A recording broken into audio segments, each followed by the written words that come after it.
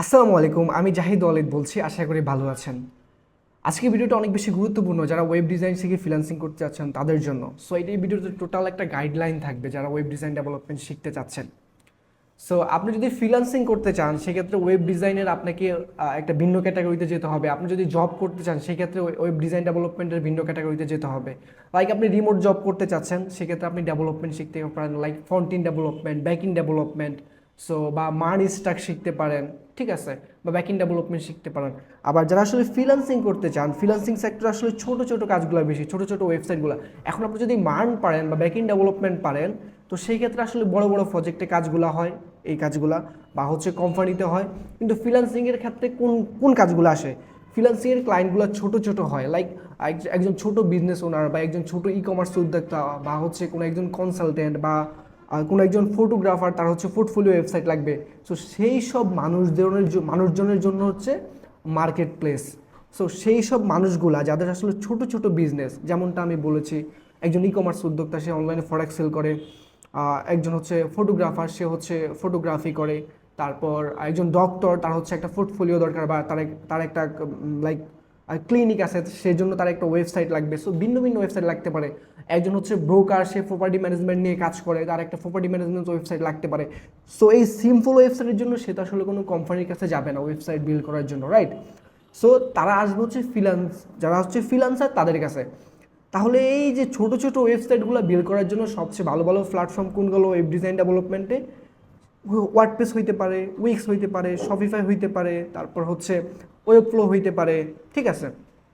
So এই প্ল্যাটফর্মগুলো আসলে কী করে? এই প্ল্যাটফর্মগুলো খুব সহজে কোডিং ছাড়া ওয়েবসাইট বিল্ড করে দেয়, যেটা উইদাউট কোডিং নলেজ করা যায়, বাট কোডিং নলেজ থাকলে ভালো। তাহলে এখন কথা অনেকে আসলে মার্ন স্ট্যাক শিখেন বা ব্যাক ইন ডেভেলপমেন্ট শিখেন। সো তারা কি আসলে ফ্রিল্যান্সিং করতে পারবে মার্ন স্ট্যাক শিখে? হ্যাঁ, অবশ্যই পারবেন। তুলনামূলক কাজ কম ফ্রিল্যান্সিং সেক্টরে। ফ্রিল্যান্সিং সেক্টর বলতে যাচ্ছি আমি মার্কেট প্লেসে, লাইক ফাইবার, আপওয়ার্ক, ঠিক আছে। কারণ এরকম ছোট ছোট যে ক্লায়েন্টগুলো, এগুলো যেহেতু মার্কেট প্লেসে আসে, সো তাদের তো আসলে দরকার নাই যে মানি স্ট্রাইক দিয়ে ওয়েবসাইট ডেভেলপ করা বা কোডিং করে ওয়েবসাইট ডেভেলপ করা।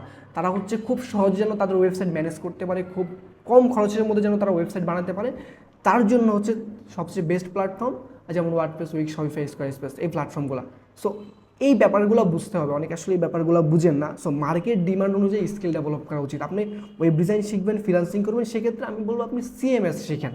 আপনি just basic HTML CSS JavaScript শেখার পরে সিএমএস শিখেন। আর যদি আপনি জব থিঙ্কিং থাকে সেক্ষেত্রে বাংলাদেশে ফ্রিতে অনেক কোর্স আছে। আনিসুল ইসলাম ভাই, জঙ্কার মাহবুব ভাই, তারপর জেস বাংলাদেশের ফাউন্ডার, ওনার নাম আসলে ভুলে গিয়েছি। সো ওনারা আছে, সমীর সাহা ভাই আছে।